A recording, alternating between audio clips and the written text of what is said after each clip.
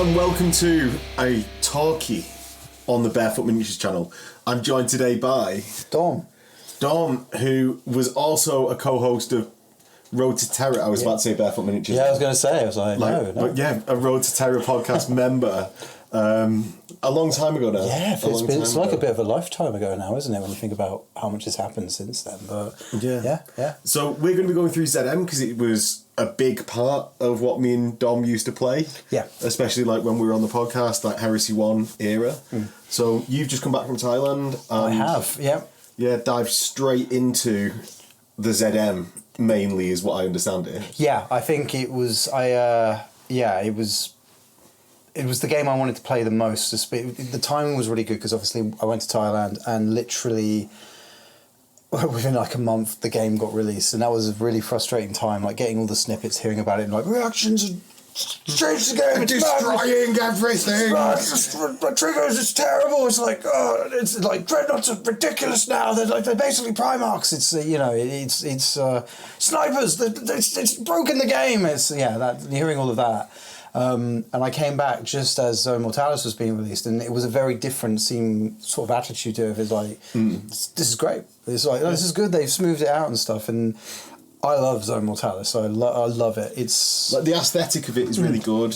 What it allows you to do narratively is really good. Yeah, like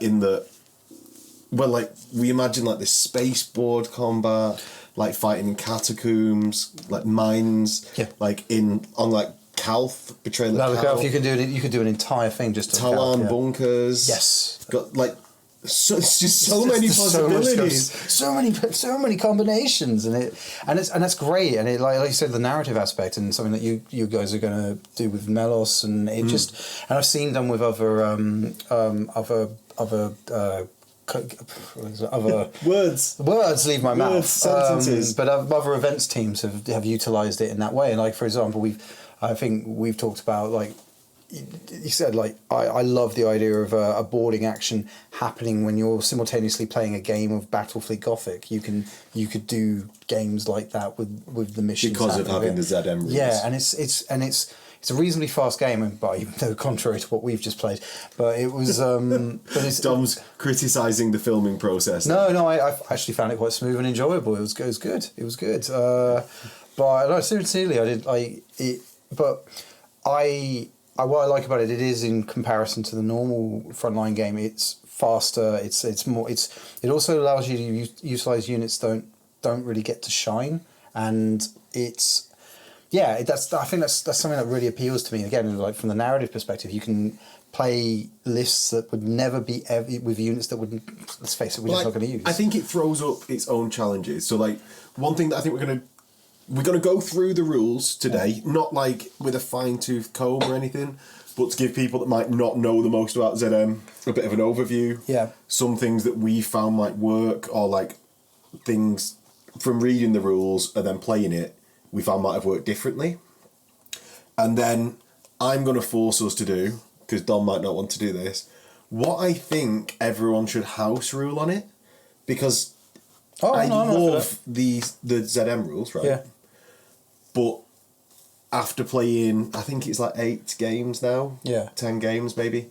So not like the most ever, but there's already glaring things. Like the HQ, we were talking the number about of points for HQ. That's something we're going to completely agree on when we bring it up. Yeah, I've got a couple of thoughts as well. Because Dom forced me to play with the standard one, so on channel, you can see the standard requisition, reinforcement points. Reinforcement points being used in the game with Dom that will be up soon. But yeah, it would allow more freedom if it was done slightly different, and we'll go through that as we get to it. Yeah. Right, so we'll get to, shall we? The first bit, like what is ZM, and it's all the terrain type. It is a terrain type versus a full thing. Like it can be part of a board, all of a board. I think those are or none of a board, I suppose, but we're talking about ZM, so it goes all on a board. It's going to have to be at least part of a board or all of a board. It's on a board. It all takes place on a board. But yeah, I don't know what you mean though. It's various stages of board. Yeah. It's going to be on. So, like obviously characterized by walls and stuff like that. Yeah. The Games Workshop set is like 1.5 inch thick walls. Okay. And then you get lots of like fan sets. Like I've got a cardboard set that's like 1/2 inch thick. Yeah, and that's again that like and it makes a big difference. Yes, yeah, there's the aesthetic alone, but it was also movement, like and yeah, it's this. Well, it's like the thinner boards tend to result in a lot more choke point, or the thinner walls of fan rules tends to result, I find, in a lot of choke fan rules. Jesus words. The fan walls tend to result in choke points and bigger sort of rooms behind them, versus the Games Workshop terrain tends to result in lots of maze-like corridors because the walls take up so much of the space. Yeah, they really do. Well, we had, fun enough, like sort of, we were saying, like when we were playing with your custom-built set, we had, because you're using the larger chunks, it resulted in a gap in between the sets in there, and it's because they're different sort of the shapes to them.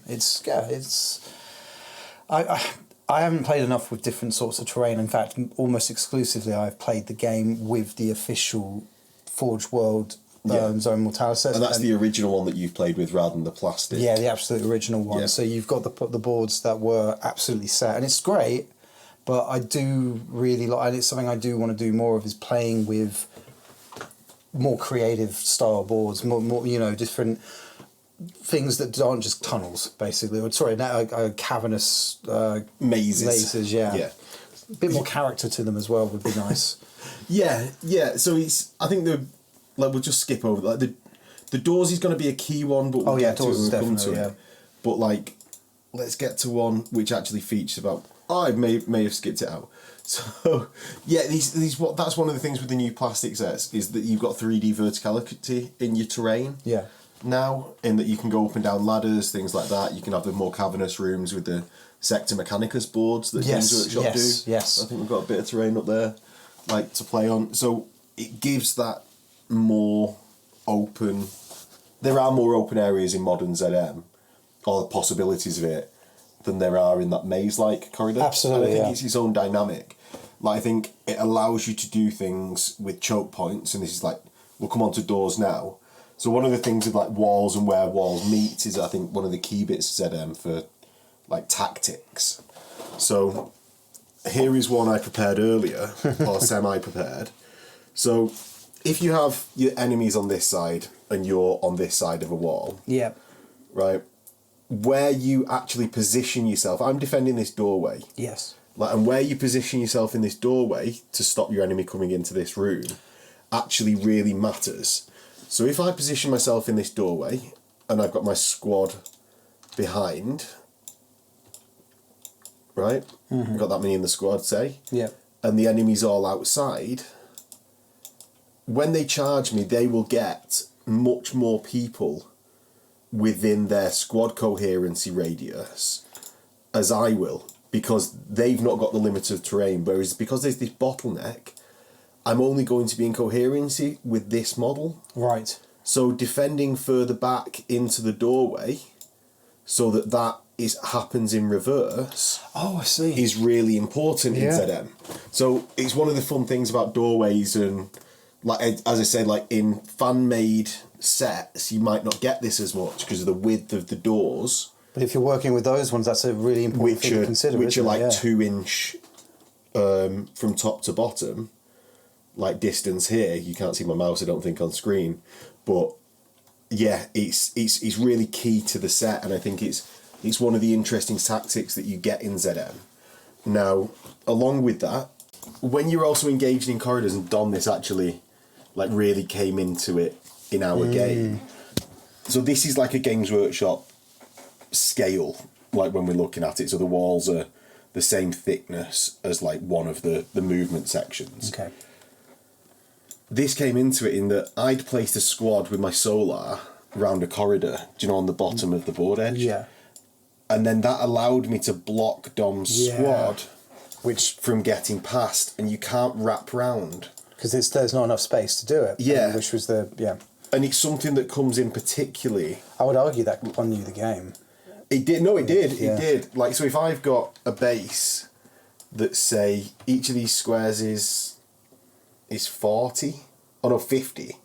So if I've got an 80mm base, which I get, say, like I've had before on my Iron Circle, you can only get 2 models in. And I realise now that I'm not quite on screen.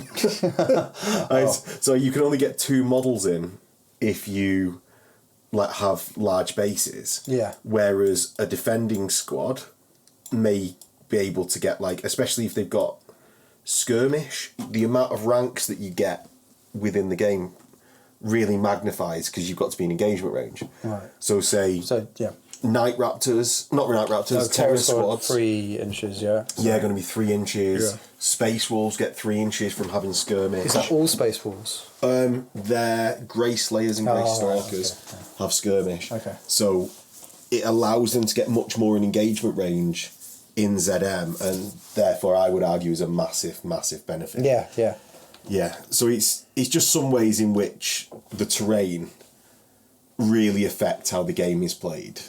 So then doors, and we came across this in our game. Yeah. You were saying about weaponization of doors, but let's just go through the base door rules first. So basically a door is a destroyable object with like 3 hull points, armor value 10, so it can be done in by cracks, and it has a set width where like basically dreadnoughts or infantry can get through.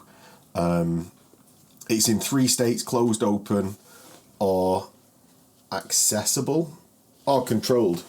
So accessible, locked, and controlled is part of that. Yeah. So accessible is you just walk through it. It can be opened once in the movement phase or closed once.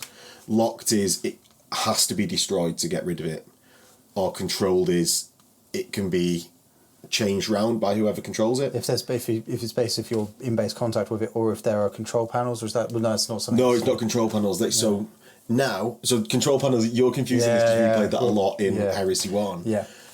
System override is now a thing. So that's you spend a reinforcement point. Yeah. You roll, and on a 3+, all pieces of door terrain become controlled by you. Right. Right. So that's how you can shut things on people, is by controlling the doors. Scenarios also allow you to control stuff like just naturally. Yeah, because which we had with our game where you was the defender. Yeah. So, yeah. And I was just like, right, we're locked that door right in front of your squad. And they are a hindrance. Oh, mate, well, again, it caused massive trouble for me straight away. Yeah, well, do you want to say what happened with your terror squad then? Yeah, so you were basically in the centre of the map. We in a defensible position. My terror squads infiltrated within 9 inches because you couldn't see them in separate sections. But those sections both had doors, particularly on the one on to your left side. You locked that door, which obviously stopped my movement coming to it, and you also had quite a few nasty things waiting for me on the other side of it. And I had the decision of, do I stay behind the door to wait it out, or do I get out? It stopped me just coming into you straight away, or I would have been in the room and I would have charged you straight away.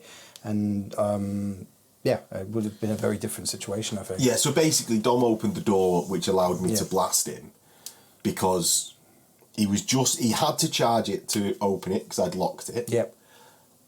Which meant he was stood there after his turn, because you can't consolidate after destroying something with an armor value. Yeah, I think I'm damned if I do, damned if I don't because of that. Because then I could have just left you there all game just by leaving a unit there to watch the door. Yeah. Right, so it does have this nice like cat and mouse interplay of like, are you going to go? Are you not going to go? Are you going to go? And it's like, it is a real highlight of the game. I like it. I love it as well. Like, closest. It gives a completely different dynamic to what you would normally play in every other in the normal gaming system. Yeah. You got to think about it. You got to think about your movements. You got to think. Yeah, I'm just repeating what you said, but I just get very enthusiastic. It's okay. You can stroke my ego more. Yeah, it's good. It's fine. But I think it's one thing that, like, say, I think it's Mortarion still gets that sort of move. Or does he have this ridiculous movement all the time in the books? Yeah, so Mortarion can in fact disappear. So I just went and checked in case, so we weren't lying to everyone, that Mortarion can basically disappear and reappear any other point in 10 and charge on the same turn. So you get this thing of like Mortarion running through walls that sort of... The Marigal used to be able to do it. That's what I was... Yeah, the Marigal used to be able to run through walls. Which one's the Marigal? The demon word-bearer's dreadnought. Oh, okay. Yeah, so it was a bit of a loss for that when it lost it. Yeah, Mortarion can still do it. I mean, that's really... I mean... That's enough in the game, I think. Yeah, okay. So yeah, I think the system override mechanic is nice now. Like, you get +1 to it if you've got a Cortex controller. Or, what's the other weird one? Or Spectre, which I believe is on the Venus Assassin. Okay. So it's like just a piece of war gear tucked away on the Venus Assassin. I initially thought it was an augury scanner, and they just wrote it wrong, but it's not. That's a specific piece. Oh, it's just specifically for helping to control the doors. Venus Assassin, right. yeah. All right. So that's where that is. But it also has the crushed rule. So basically, this is my favourite part. If a model has the door closed on it, and it results of one or more models from any unit no longer being positioned in unit coherency, the unit immediately the unit the model is part of immediately suffers a strength 8 AP dash wound with no armor saves, invulnerable saves, or damage limit allowed. The door is then destroyed and remove them from the battlefield if possible. So go on, what was you talking about weaponized doors? It's just basically you've got your squad going through the doorway and you've got control of it. It's like, shut. And just crushes someone. Yeah, and it's just the best. It's fun. It's a nuisance, but that's what I like. Again, I played it in one first edition. I think it's a little bit worse than this one actually, but it's just I just love it. It's just another fun part of how you can strategically play people, because you need to think about if you're getting through that doorway or if you're probably making it all the way through that doorway, because you could suffer a casualty in it. It mounts up. And it's actually a really cinematic moment that they've included in there. It's like a bit of a weird rule. I don't think anyone would have missed it if it had never been there in the first place. Yeah. Okay. Yeah. Like now, if they took it out, I'd be like, oh, they took out the crush rule. But I think I'd have been pissed off actually. No, I would actually. Yeah. If they'd made the rule set and never had it in, so you never thought about it. I think I think you would have just been like, there just never was that rule in the game. If it was. How do you mean? Sorry. If the rule had never been existed in the game. No, it'd be this thing where I'd be like, hey guys, wouldn't it be cool if you could kill people with doors? But I doubt you'd complain. No. And they got it in there that we can all be happy about it. Yeah. It's a nice touch.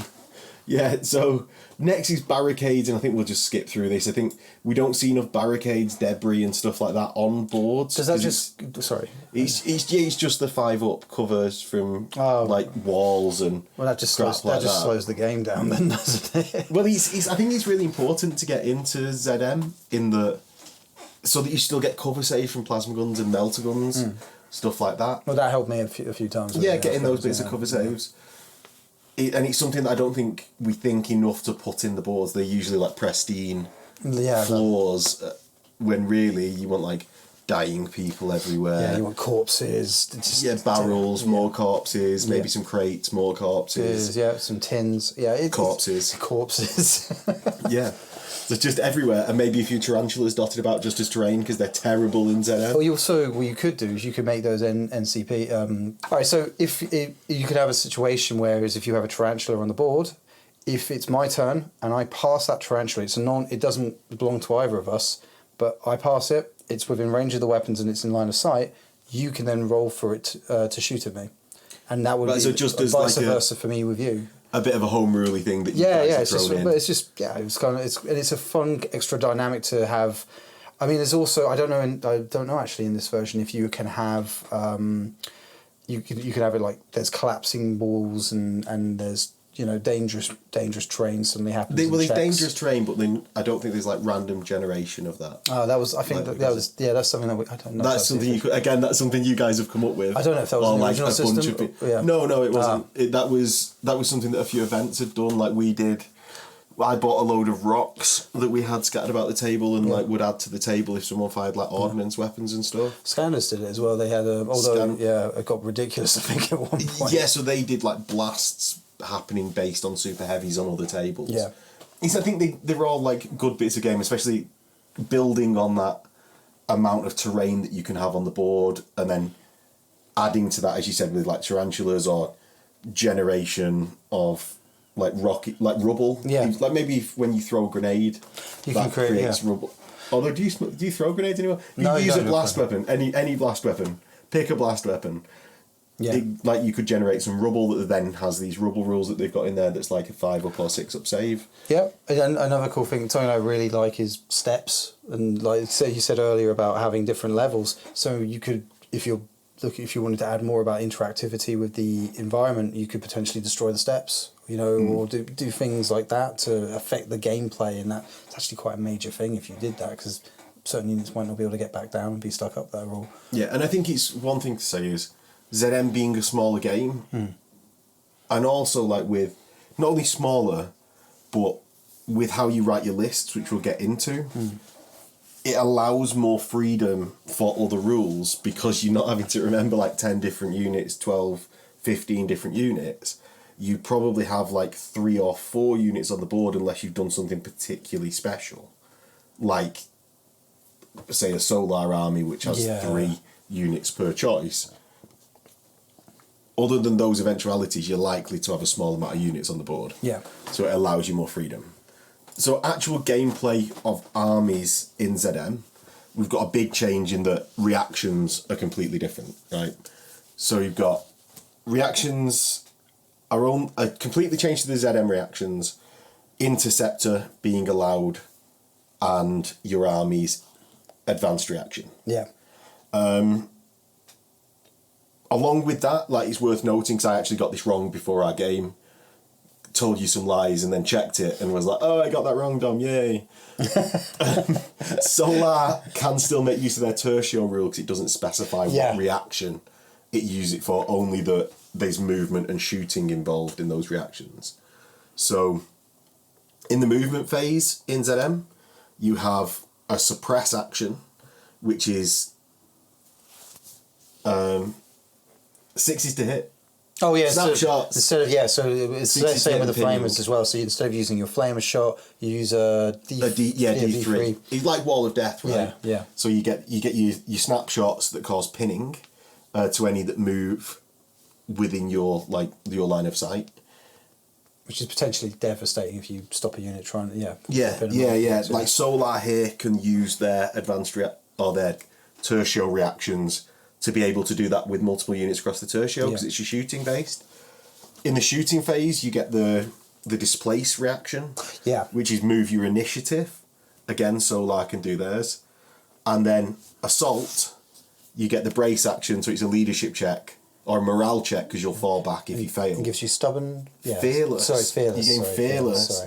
And you fall back 1d6 and auto rally if you fail. Yeah. Which is, again, like, that's...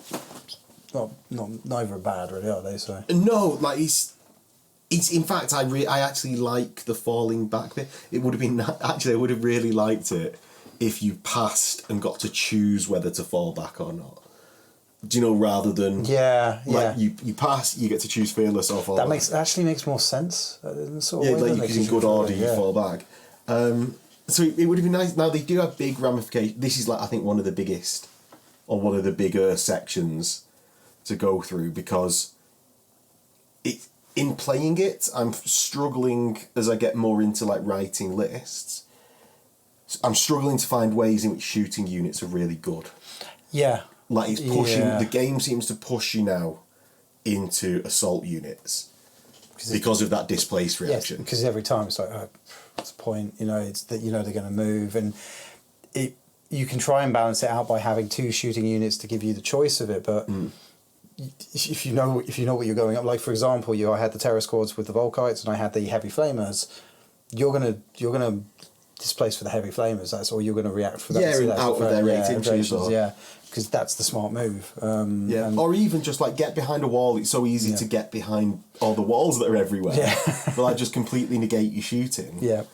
Or at least give you a cover save, so it's it brings. And for a ranged unit, you'd then think, right, well, I don't get much opportunities to fire, suppress, but because that's only on 6s to hit, it's not that great of an opportunity to do it. This is one of the little changes that I would like them to make is make it so that you just fire at full ballistic skill and suppress. Which is the same in the normal game, isn't it? Why they would have it so that the normal game. Like had full ballistic skill, because like last edition ZM was full ballistic. Yeah, you'd roll what's his name? Is it An initiative check. Yeah, and that was fantastic. And to be honest, that was one of the things I really loved about Zone Mortalis, and that's it's interesting that they've taken that aspect for the main game and, like you said, swapped it around. Especially when you get to fire all the time in the main game anyway. Yeah. But in ZM, you don't get to fire much, and you're doing it. But it's exactly like you said. It's like they're trying to dissuade you from using shooter units, which is strange because close quarter battle. Choice. Yeah, it's. I need to. Well, I'm looking forward to playing more units like Seekers and just to see.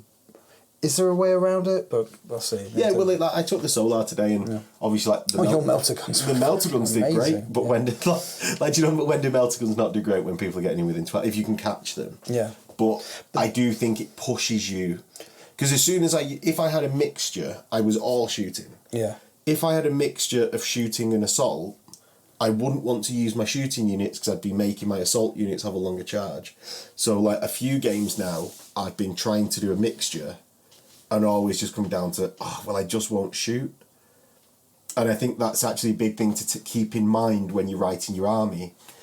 Either have combat units that are just going to be counter-charge units, or just go all combat. For like in a wacky sense, if we're looking at it that way, because then you're not like giving your opponents advantage from the using displace. And I really displace is potentially my favourite reaction in the game. I've heard people hate it. I've heard the other side of that. Well, I can see how it like ruins the game with the shooting units, but I love that interaction. I just don't know what to do to fix it to make it work well with the game. I love the reaction. I don't like the outcome of like the game ramifications. Again, because it's like the first thing I thought before I'd even properly looked at the rules, I assume this is going to be more of a shooting based game system. So that's where the units are going to really prosper and do well. But no, here we go. It's all down to that reaction, and just need battlefield data. You need to play more. Yeah, well, maybe if like you displace, you couldn't charge in your next turn. Yeah, okay. Like something like that. Because then there's a consequence to that, and it stops you from just... Rather than just pinging about, I'll run away, and then I'll come back and get a bit closer to you, and then I might charge, and then if I fail the charge, I just run away and come back a bit closer to you. Like, it just prevent that sort of thing. Yeah. So now that we've solved the world on reactions, let's go into sort of like... This is the core bits of the game. Now, you've got game length, it's random from the fourth turn, isn't it? So, I mean, the fact it's 4 turns is... It's short and sharp. It's something that I didn't think about straight away in the last game we played, and it was like, oh shit, we've only got 4 turns. And that immediately brings up, you need to be able to move quickly. You need to be on that board, and you need to be utilising your units in the most efficient way possible, which I love. I love this. Yeah. And generally you're going to have the case of objectives, which is quite a common thing. So you need to think about the units that can take those. If you're going to start scoring, you've got 4 turns, so you want to start scoring straight away. And you also need to think about having units that can cause damage or can cause disruption. I love this part. I actually really like it because it... Oh, you like the very short... See, I'd like it to be in 2 minds. Let me play more to see with it, because I think I need to play more to decide it. But at the moment, for me, it's kind of new, and it's and I like it short. I don't like a game to go on for too long. I like efficiency. And this was like a house rule in Heresy 1, but I really like to play in with blips at like blips. 8-9 turns. Yeah. Because 8-9 turns meant you could fake people out with the blips. And we'll get into blips later for anyone that doesn't know what blips are. I guess it's like a fundamentally different game, which I also love because the blips are amazing. It's a game within itself. Yeah, and it's psyching out and everything. I agree with you. Actually, just to sum it up, I agree with you. Like because if you're employing blips, you need to have more turns, and you need 9 so that you can do all of that. Yeah. So barrage weapons can't be used unless there's no roof. Roofs as well. We haven't brought up roofs. Have changed things again because it's taken out assault marines, which I agree with actually. It's I'm sure. Yeah, that's. Oh, they said you need line of sight. so you can use it if you've got line of sight. Okay. But it's mainly like everyone plays with roofs, don't they? There's this Now they do, yeah. this thing where just the standard ZM.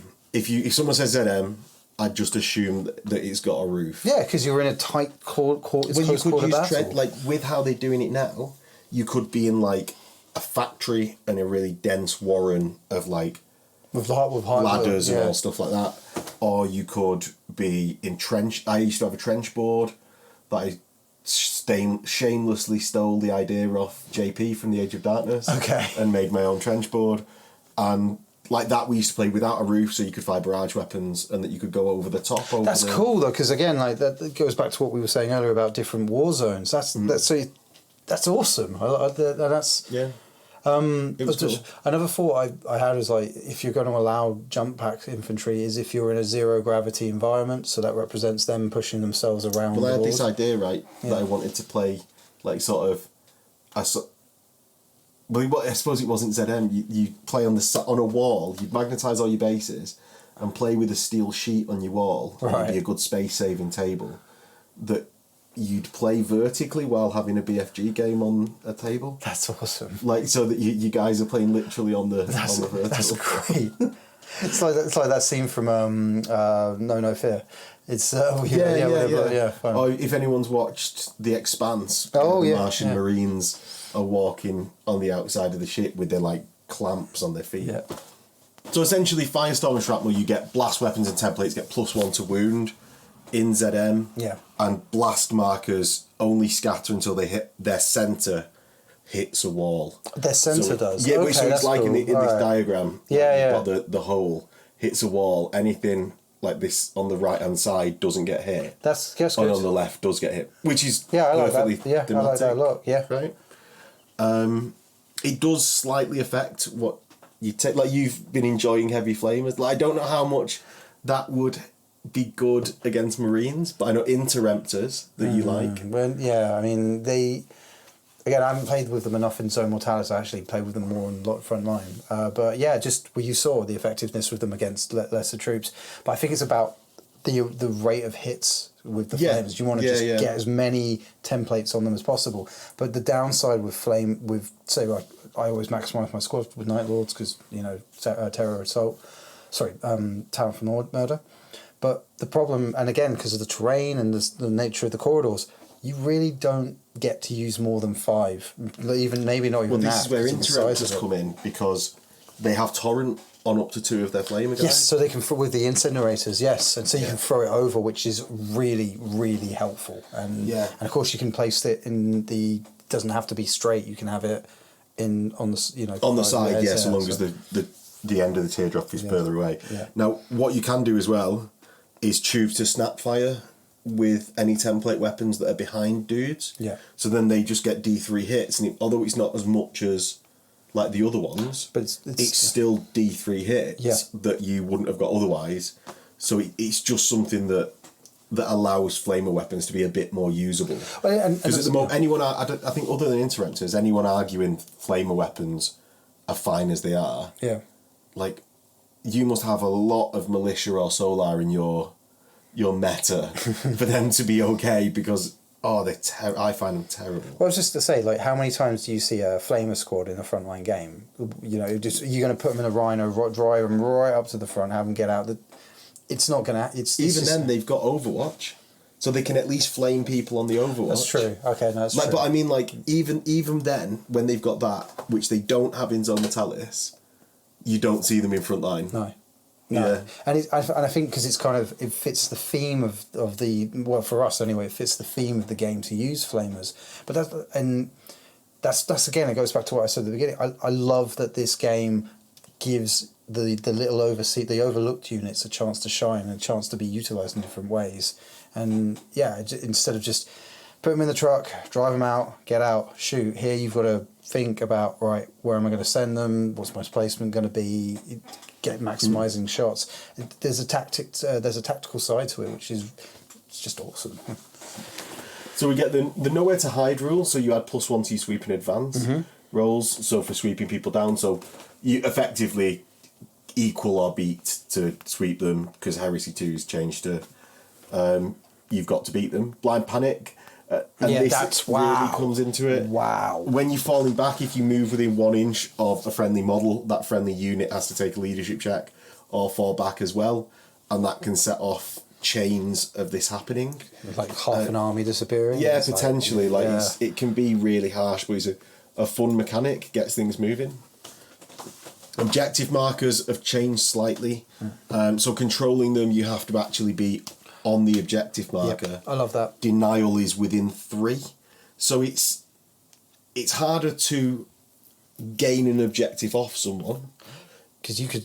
Or to take it. Like, it's just as easy to deny. So if you it's harder to actually take it. Because if you basically place all your unit in the units 3 inches, deep. Yeah, they can do that. You aren't going to contest that. But that's true anyway. I find so. like it's a bit more constrained because of the walls. I think more so than this particular objective rule. Yeah. Like, but it is definitely a good point. Like, if you block out a corridor, let's go in here. We've got a say with a 15-man tactical squad and apothecary. Yeah. Let's just say so. We've got green on the left is the objective. That's 1 inch, 2 inch, 3 inch forwards. If you have 9 dudes like that, and then your 10th is stood on it, you've blocked the denial of that. Yeah. And especially if you can take, like, if you can put an extra dude in front, or you take from this corner here, you'll actually still be, a lot of the time, not being denied because the diagonal distance is obviously higher than the straight line distance. Yeah. Do you know, like, because obviously a circle this way is the same as to say like here. That doesn't show up well on the red, but hopefully everyone gets what I mean. I understood what you meant. Yeah. But again, it's like plays into another way of playing, like with the doorways, how to assault from that. It's another tactic you can use with large squads and how to... Like you completely... Just shut down corridors and base. Well, you completely stopped me with 2 men who just basically blocked me based on that corridor size, and that's... Yeah, so basically Dom had a unit that was, like, for an example, in this corridor. So just by putting 2 well-placed solar auxilia, so they were a bit smaller than that, maybe that size, I managed to block Dom's unit getting to an objective down here just by those 2 red dots being there and alive. Yep. So in his movement phase, Dom couldn't move past them, and that's just another example of being constrained by the walls. Yeah. And he just highlights how, like, unit placement and an individual model placement is really important in ZM, and that's, I suppose, the best and most tactical bit about it. Yeah. So finally, we've got these, like, secondary objectives. Like, let's just name them really quick, unless, like, you want to go through one. No. I mean, name them quickly, and I'll bring up if I want. So we've got, like, Counter-Strike, which is if you go second, if you're the first one to kill a unit, you get a victory point. Champions of Renown, if you kill a character, so that's Squad Sergeant in a challenge, you get a victory point. Bloodtell, for every HQ Elite's Choice or anything like that you make as a casualty, it's 1 victory point. Yeah. One thing I missed out is critical objective. If you are playing with objectives, every turn you can randomise what objective is the critical objective. So is that difference in points? Or? You get additional reinforcement points for controlling it. And that can actually huge. It can then be worth playing with a bigger army, like 2005, like something like that, so that you can allow yourself to have additional, or if you are playing that level, it gives you that bit of freedom to be able to respond to where that critical objective is with your reinforcement points, and you can spend reinforcement points to bring on something onto a critical objective, fight it out with whatever's there, and have a bit of a side war. Yeah. Do you know, like, on that objective, whereas I find at, say, 1,500, 1,700, my stuff all needs to just be doing the critical stuff anyway. I can't be going to like some you can't go and have an random adventure objective just for like 2 reinforcement points. One thing one thing I do like about the objectives in this game as well is like because they're generally scoring each turn, and that means you do need scoring units. And something that I didn't like in the original Zone Mortalis is that generally people just created a Death Star or a mob, and it was the case of, well, I could separate and go and fight separate places, or because thinking I just form a killing force and just cut through everything. And this, you need to, like the game we played yesterday, I went for the objective straight away, and that won me because I jumped on that just jumped on that, locked that down, and that's ticking over each turn while the other stuff's doing it. But what you said as well means you could have bigger lists to play in this as well. So I think it's actually in this section that we're just starting to get on screen now. Right. But the bigger lists, I wouldn't even say they're the same amount of viability because you largely have the same amount of reinforcement points. Right. Like there are rules for expanding the reinforcement points to play bigger games, but I wouldn't be scared of playing, say, like a 3K game with the same amount of reinforcement points as a 2K game or 1.5 and just having options that I know I'm never going to get onto the board. Yeah, because that's a good point as well. It's like I didn't get my HQ on the board. It wasn't the end of the world, but it's like if you have it there, that's another thing I didn't really think about. Yeah, it's just like an option pool that you can use to pull in. It's like I can use that for this problem, and that's. I'm such a critical thinker. Where are my critical objectives? So with that in your option pool, let's go through what you can make it up of. Such a good segue. So you start off on your Force Org with a HQ, and you can have an additional +1. Your troops, you can have up to 6. I thought it was 5. I thought it was 4 total. No, it's 6. Boom. Stop watching this video. We're useless. It's 6. You can have up to 4 elites, but you might not want to because they give away victory points in Blood Toll missions. And they how many points are they for reinforcement? We'll go through that. We'll get there. We'll get there, Dan. Sorry. It's 2 fast attacks, 2 heavy supports, and 1 Primarch. If you bring a Primarch, then you're a dick. Is that the Dom? You're just a dick. Potentially. Unless the other person's got a Primarch, we'll move on from there before we alienate the world. But I agree with you. Was that a fair part? I agree with you. It's just that Primarchs. I actually do think ZM is still prone to being Death Starry, because a combat unit that just runs through, particularly the fast ones, the combat units that can run through everything. Well, if you can take them as troops, then you're laughing, really, aren't you? Primarchs? No. Your Death Star option. Yeah. That. It's like, well, if you just build a Primarch Death Star, oh my god, horrible. And Magnus with Sekhmet, or the Lion with Cenobians. Oh, good times. Yeah, good times. So basically, the main stipulations are: don't have more or equal to or more than 8 wounds. You can't have the anti-grav subtype. You can't use a jump pack or jet pack, but you can have one. Okay. You can't have more than 15 models, and that's not including apothecaries or attachments. Yeah. No units may be placed in reserve, but there's a special types of reserve. But they're technically in reserve anyway. Because you have to pay to get them out. So. Yeah, and you can't have fortifications, armigers, vehicles, or cavalry. So you can't have bikes in ZM anymore. I'm good with it. I know people who have brought javelins into ZM, and it's like just they've got anti-grav, can't do that. Yeah, good. Yeah. More for it. Good riddance. Yep. Behemoths of Destruction, regardless of right of war. Basically, only one model with a dreadnought type can be used. Again, that's good. And the thing is as well, like with the dreadnought, depending on your terrain, it may not be able to go around the whole map. So. No, because your door sizes will really affect and that's where it great. can go, which is a good thought. Like, I think it needed this stipulation of like 1 per 1,000, especially if they're not going to address the dreadnought in the room, let's say. Like, I do think That's it really needed this good, stipulation, but It's like two Leviathans. Yeah, that's fine. You yeah, know, I think they're still undercosted, but like without releasing the Hereticus and Astartes books again, they're staying that way. Yeah. I think, unless they were real brave and did it in an FAQ, like we all maybe think they should.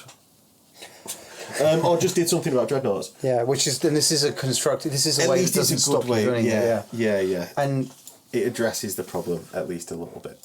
another events teams, if they find a way to utilize it to allow additional dreadnoughts, but I don't really see the point of having too many No, dreadnoughts on the board. one per 1,000 points is good. cool. Use your breaches. Come on, let breaches have their time in the sun. This is their game. Come on. Yeah. So, basically, we go on to reinforcement points, and this is one of the biggest things, I think, in ZM now. So, you start off usually with 6 or 8 reinforcement points that you can deploy. And you might not always want to deploy with all of these, but you alternate deployments between starting with the person with strategic initiative, you place a single unit down, then your opponent does, then you do. And each time you're whittling down your reinforcement points until basically someone says stop, the other person can place one more, and then everything is left in reserve. Yeah. So Primarchs are worth 8, HQs are worth 4, Elites 2, Troops 1, Fast 2, Heavier 3. Now, if you your Warlord is worth half that amount if they're deployed on the field. Yeah. Yeah, so that is how you can get a Primarch. Because at first I read it. I was going to ask. That was the first thing I was going to say to you. Is like, you can't get him on. No, that's what I initially thought was like, well, you'll just never get a Primarch on. What a great balancing factor. But like, that's what I actually thought. And then someone told me like, oh, Warlords are half, and I was like, oh, like scuppered again at the last minute. They had a real good idea to keep Primarchs out of it, or just so they didn't like unbalance the game. But I think this is one of the key things. I love the reinforcement system. I just think it needs solving. And I think you actually came up with a solution for that, which what individual units having reinforcement. So basically, the problem is that the majority of times you write a list in ZM, at the moment you're going to want to write a Pride of the Legion list, and that's because it makes pretty expensive units, so things that you're going to easily get on. You're going to get good chunks of points onto the board. Terminators, as veterans, your special Terminators as much as anything. Yeah. It's going to make those troops so they don't suffer from blood toll, giving away points for blood toll, and they only cost 1 reinforcement point. Right? Which is huge. That's which is so huge. Yeah. So it means that you can put these big blocks of effective units down for a low amount of reinforcement points, saving some to maybe open doors with or take control of doors. You can roll for going first because basically C's is on a 7+ and you can add reinforcement points that you've not used to C's. So basically I go, right, my HQ is going down, that's 2. I'm going to give him a retinue, so that's included in the 2. And then I'm going to use 4 units in Pride of the Legion, and that comes to 6. And that's a massive amount of points and quite a powerful army in concentrated amounts, because if you can have a lot of killiness concentrated in a low area in the board, I'll hold my hand up like that so they can see the base that I'm making. If you can have a lot of killiness in like this sort of area in close combat, that's better than your killy power being in this sort of area, because I'll never get all the attacks in because I'm constrained by the walls. So I could have done that on the Photoshop thing that I set up. Damn it. Forgetting all of the technology this run. But yeah, so you wanted like a dense killy blob, and Pride is pretty much always going to give you that the best, versus like, because there's no like what are the other ones that we see a lot, like Terror Assault. I think yours was good. Yeah, they worked really well. Skirmish really helped with it extends the range of your killy blob can be. Yep. And it also at nighttime was scary. But mainly that, like Decap Strike a lot, but there's no Slay the Warlord. Infiltrate's fairly good. Infiltrate's great. So Infiltrate, you pay the... you say how you do it. Well, So, I mean... I'm stealing your stuff. No, it's okay. I'm going into serial killer monologue style territory. No, it's good. Like, just enjoy your passion. But yeah, with the Infiltrate, obviously you pay your points for your troop. So I ran Night Lord Terror Assault, which allows me to take terror squads as troops. While we're doing the setup, they now count as 1 point each. I will then, when it comes to my turn with my terror troops, terror squad, say I am infiltrating. So that will be my marker taking taking 1 point. Go. And then you'll play your go. Say I want to place another. I say yes again. I am infiltrating, and by that point I'll probably run out of points. Yeah. And then before beginning the game, I then reveal them and place them 12 inches if you can see them, or 9 inches if you can't. And it's like normal infiltrate. Yeah, normal infiltrate. But it's there's really good, isn't it? Yeah, really good, and it's good for wasting other people's drops, like when you're dropping units down. It's good for wasting someone else's drop where they don't know where you're going. So especially if you drop your infiltrators first, they get you making use of their infiltrate. They're definitely coming onto they're on the board, and you are seeing what your enemy's doing while they're not seeing what they normal infiltrate. Yeah. But it's also tit for tat, like fantasy is. I know you hate wizards and windmills. But don't talk to me about this game involving windmills and men wearing long cloaks, point their fingers and give incantations. It's madness. But the again, what this game is really great for is with infiltrating units in a large battle zone. They're not necessarily going to work really well because depending on how open the area is or where it is. You're always going to get a good place to infiltrate in ZM. In ZM, always. Yes, it's really hard to have line of sight everywhere because you just can't. And you don't have. Yeah, it's good. It's good. It's magic. So much fun. So that's one of the ways to use reinforcement points. I would say is get something that makes you troops and big death balls or multiple death balls.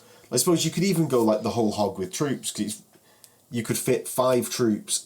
Or 4 troops and a HQ with retinue on the board. Are you saying troops to start with? Are you saying troops with line or troops just troops in general? Okay. However they come, because in terms of reinforcement points as well. Talking now, you can get 4 troops and HQ with retinue most on the board, and that's 5 good squads. Yeah. A lot of the time. So that's one way to do it. I think where the reinforcement point system that we were alluding to before falls down. Is, I want to get a second HQ on the board at some point, but that's 4. And a lot of the time you're getting 2 reinforcement points a turn in missions, unless you get that critical objective. Which isn't always going to be in the game, though. Which isn't always going to be in the game, and you've not always even got the resources to be able to get that. No. It might be across the board. So that's 4 points. So it'd take me 2 turns, so it'd be 3rd turn. If I spend all my reinforcement points at the start, it's 2 turns. And so it comes in on the 3rd, and it's just...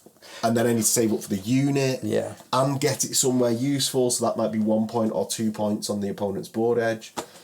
Very expensive. And again, the game's evolving as you're playing it over 2 turns. It may be that you're I need to get something there.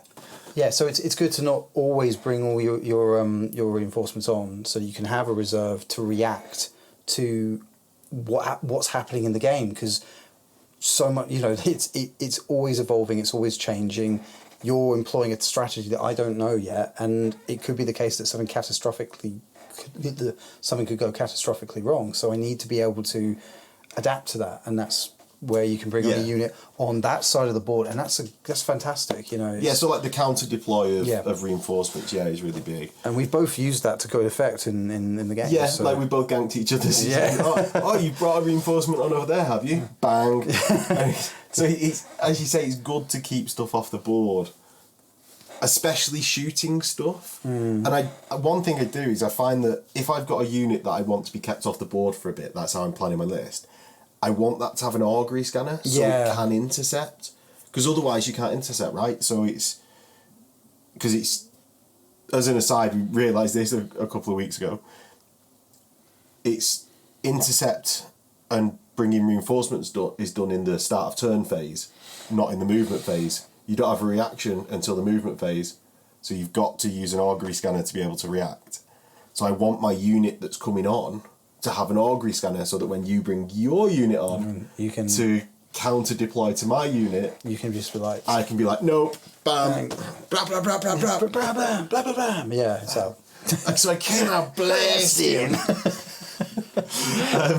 Finally, a note on that is heavy support. Now, heavy support is a very contested slot in like main Heresy.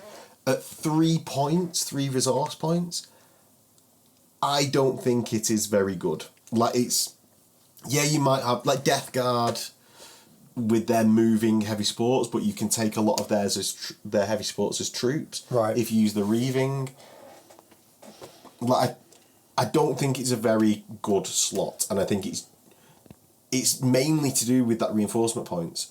Like I want to be able to take a heavy support squad, or Leviathan, like, because is a heavy flamer heavy support squad equal the same points worth in reinforcement points as a Leviathan or 3? It doesn't make sense. It doesn't make sense. And no. And what you said to me earlier about it, they need to consider that. You need to consider the value of certain units and with the heavy support. Yeah, well, maybe even just like your reinforcement points is literally just the hundreds digit of your points value. Sorry. So if you maths ain't my strength. So what I was saying before is that maybe every individual unit needed its own reinforcement points that was like tied into the unit. But then I've just been thinking, well, if I take a flamer squad versus a melter squad, are they equal? Probably not. No, but so maybe you could just do something like, for every 50 points it's a reinforcement point, or for every 100, probably more for every 100 points it's a reinforcement point, or something like that, some sort of measurement that makes it more equal.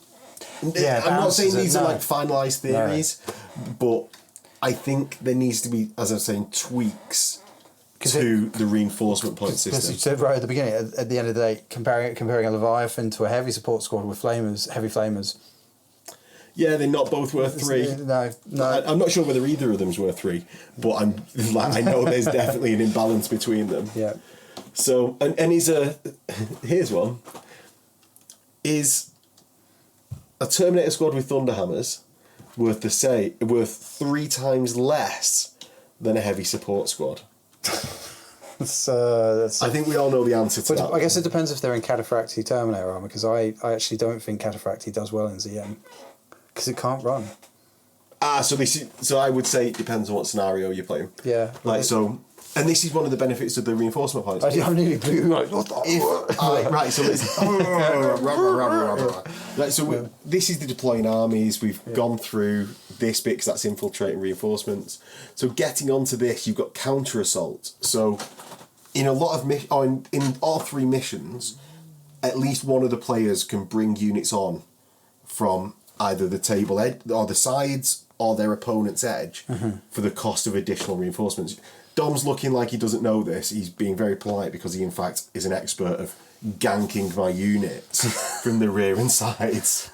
So, yeah, you pay additional reinforcement points on top of those costs we were just saying in order to change what edge they come on from. It's really useful. Like and again, it goes back to don't necessarily spend all your points at the beginning. Keep it in reserve to see how the game evolves. So, and it's something to consider, I think, when you place objectives, because at least one of the missions have objectives on.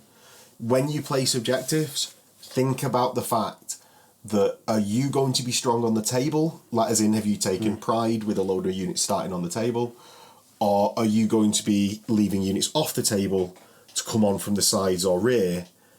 If you're going to come on from the sides or rear, you want objectives closer to the board edges where you can get onto them faster. If you're not doing that and your opponent might, you want your objectives in the centre or closer to the centre of the table where it's harder to get those units across the board and just wastes turns for them. because if it's just recon marines sitting on it, they are not going to do too well. That's true. I mean, their shotguns will do fine. I'm sure they'll get something in. But Shotguns, Nemesis bolters, mate. Oh yeah, they can take that, can't they? Yeah. Finally, one thing to say is deep strike, and this is a massive kick on the dick to fist players. You get deep strike on Conter Car, I think. Oh, is that still allowed? Or maybe... I thought deep strike wasn't allowed. No, so you get a benefit of deep strike. Your amount of reinforcements cost is reduced by 1 if you have the deep strike rule. Oh, that's awesome. Conter cards, man. Mm. Yeah. Yeah. So it's like Fist is definitely worth buying that teleport transponders for 20 points because everything is reduced by 1. Like, I mean, I suppose there's an argument for if you take Phalanx, the deep strike assault one. Oh, for the Imperial Fist? Yeah, that one, the shiny boys one where they blind people and they teleport in. Paying 30 points to make a troop squad 0 reinforcement points. That's 30. Yeah, to a minimum of 0. Okay. So you could just make all of your squads 0 reinforcement points for 30 points a squad. That is definitely worthwhile. Yeah. Yeah.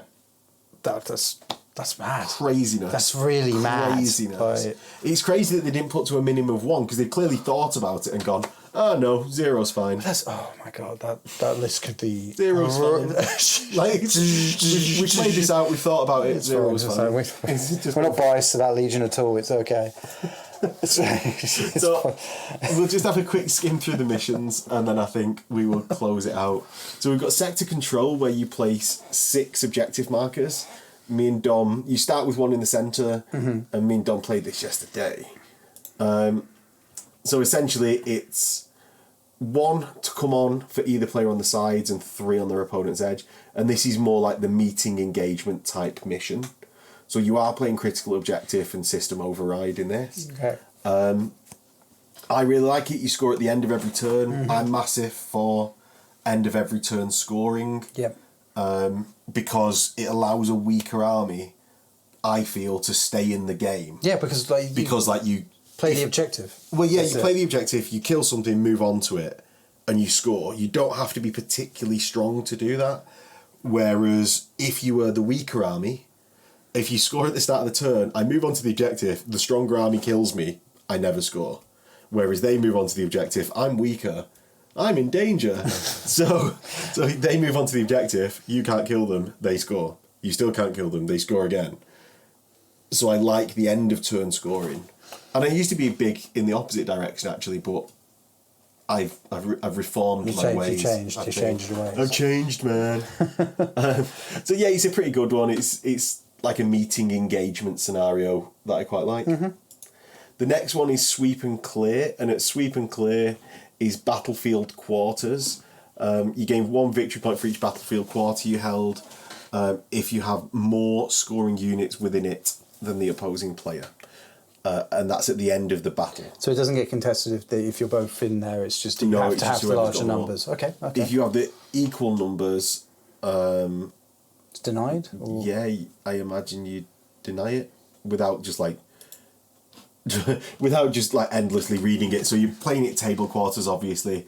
It's 2 to come on from a side edge or 2 to come on from your opponent's edge. And you're controlling player's edge, it's +0. So basically, I think that actually makes it quite hard to come on from your anything but your own edge, which isn't terrible. Like, it's prioritising your 2 table quarters. Yeah.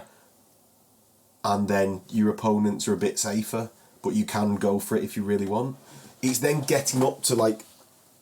The thing is, it's going to be minimum 3 to bring anything on unless you pull that deep striking crap. Right. So 3 to bring something on is, in this mission, I imagine 2 turns to save up for that. So your reinforcement point, it goes up by gain 2 reinforcement points. Yeah, so it goes up by 2 each turn. So it's going to be 3 turns to do that twice, which isn't, it's not terrible, but it's the 4th turn when that other unit comes in. So all it's doing is coming in, shooting once, and then not doing anything, potentially. But it was, unless you're on 4. Yeah, unless you back yourself. I think it's a 2-up. Oh, is it? Oh, okay, all right. Then finally you get the Strategium Assault, So this is the one that we just played this time, and it's basically scoring units don't really matter.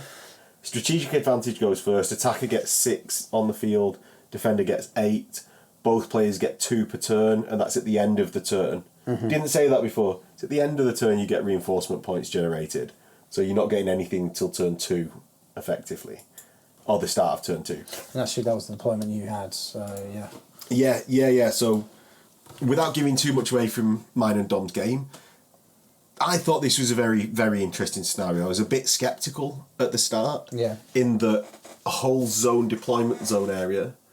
Or the first couple of times I played it, I was still sceptical this game.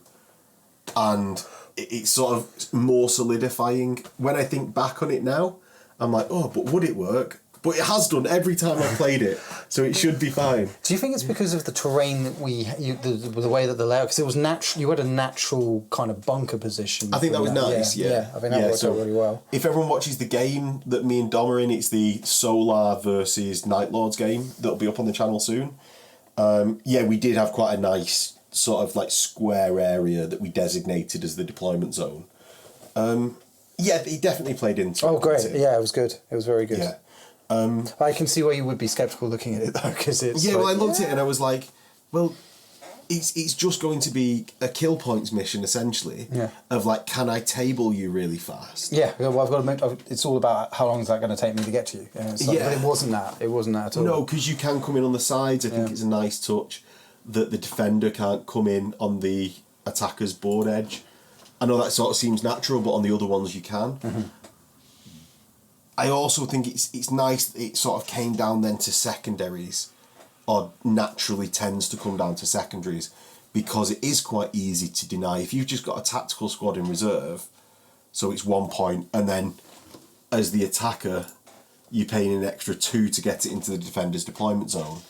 Leave it till turn 4, throw it into the deployment zone. Yeah. So then you've got to think strategically about the secondaries. How many challenges are you doing? How are you utilising your elites and HQs? And how are you, who's going to get that first kill? Which is a massive, and that's why during that game we were refusing challenge. I refused to challenge, and you were going to refuse future challenges because it would tip the scale. It comes up, it really tipped the scale. So it's a really interesting dynamic, isn't it, on the games? Now, that's it for the sort of the proper info section. But is there anything from Heresy 1 that you would like to see back in Zone Mortalis? Because all of these are just to preface it, these are all things that I've obviously written down before, and we play. It's a tabletop game. Yeah. So you can just house rule whatever you want. It's true. You can. I do prefer the rules. If you're changing the rules and the rules control the fun. You brought up so many times, even in this video, is this rule a thing? No, that's a house rule. Yeah, but that's how I learned. I learned Zone Mortalis in a later point in my life, and it was and the way I played it. I guess you can't teach an old dog new Zone Mortalis. Get that as a t-shirt. That's good. But to answer your question, I think they should bring back if you're taking casualties from shooting attacks, it should be taken from the front. That's just a base game change. Yeah. Do you think it's particular to ZM? Yeah, I think absolutely. I think it's a crucial thing.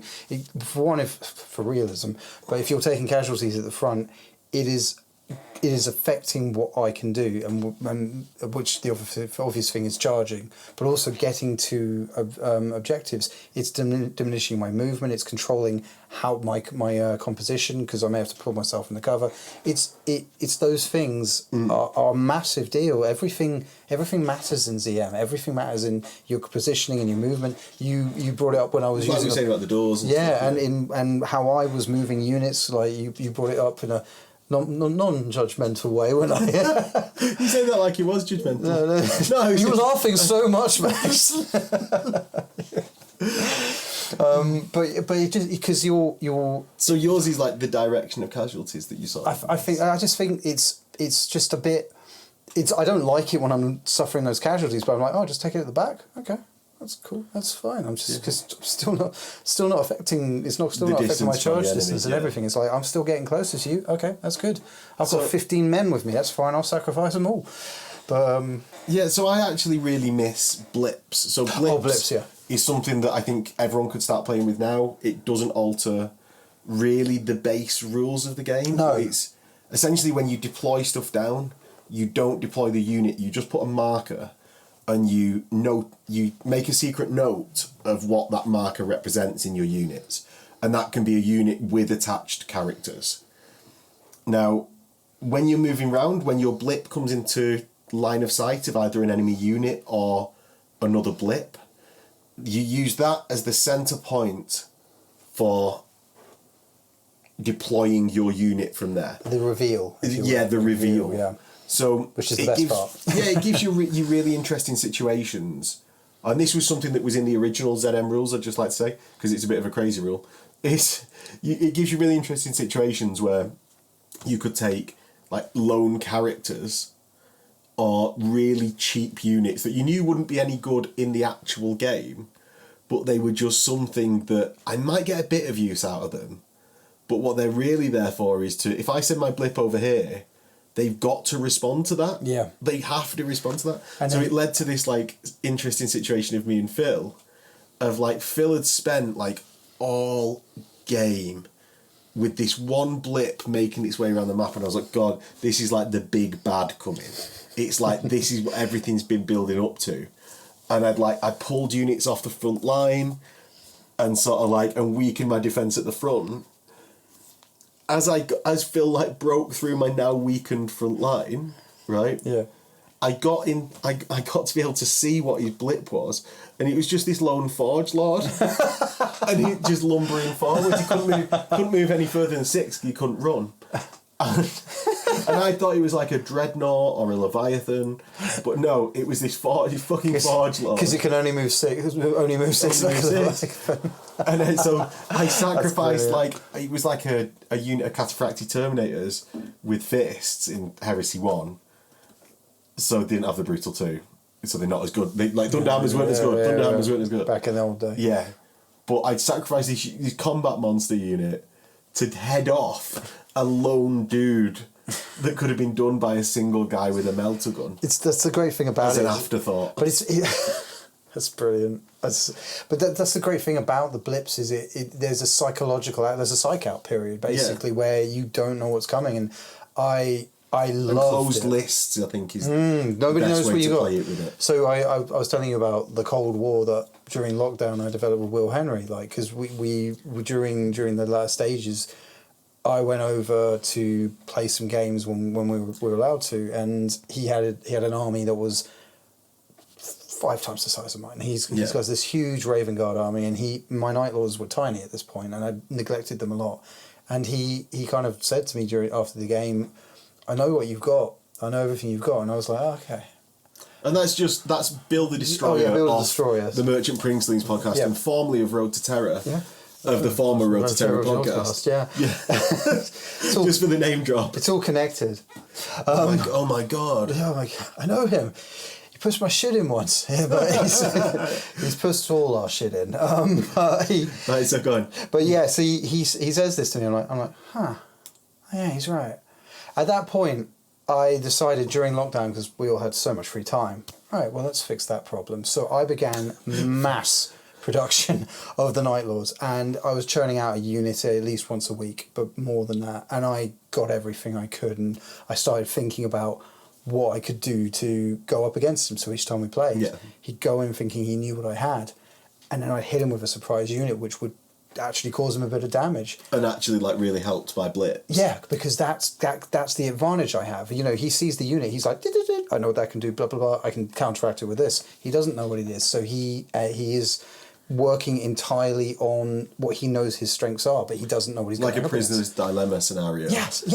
Yeah. And the thing is, I'm not helping him as well, because I'm like over measuring, because he doesn't know what my distance is and what I can do or what. But so you're over measuring and then moving it the right amount. Yeah, or maybe not moving it at all or keeping it in. So I did one thing where I had an objective. I moved a blip over to it, and I left it alone.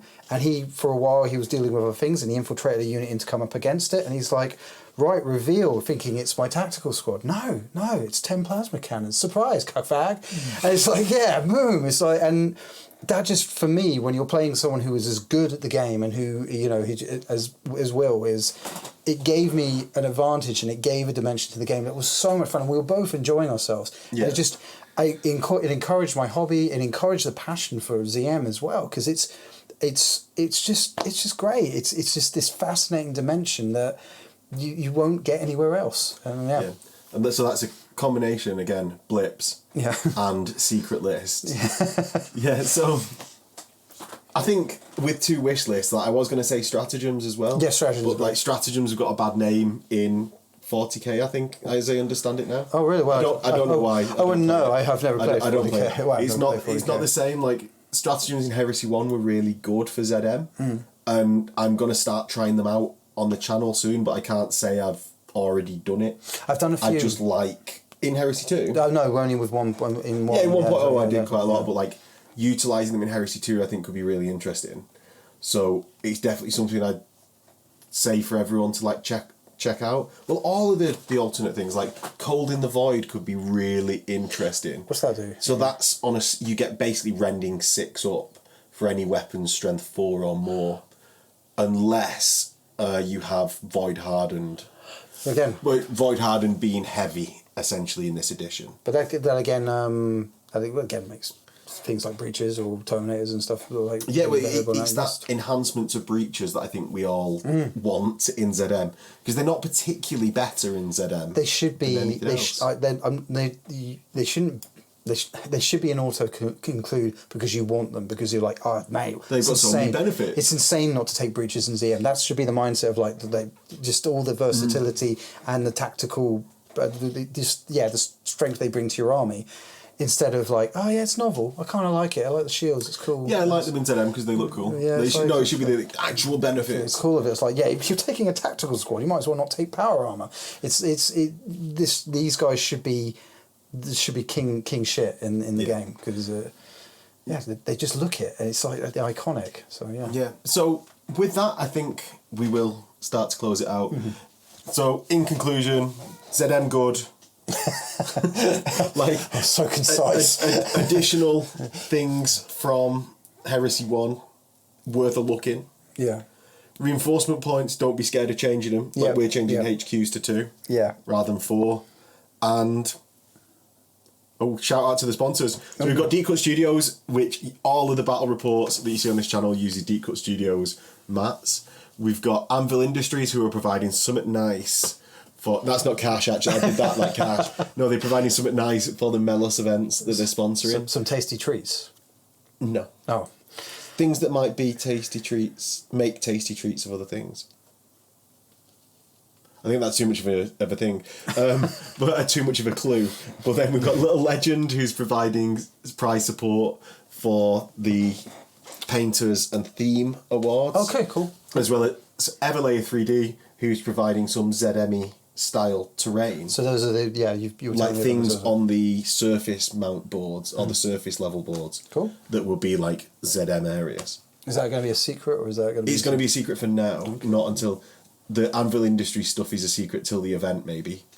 The Everlayer stuff I will get as soon as it's in my possession. So big shout out to them, and we'll catch you guys next time. In a bit.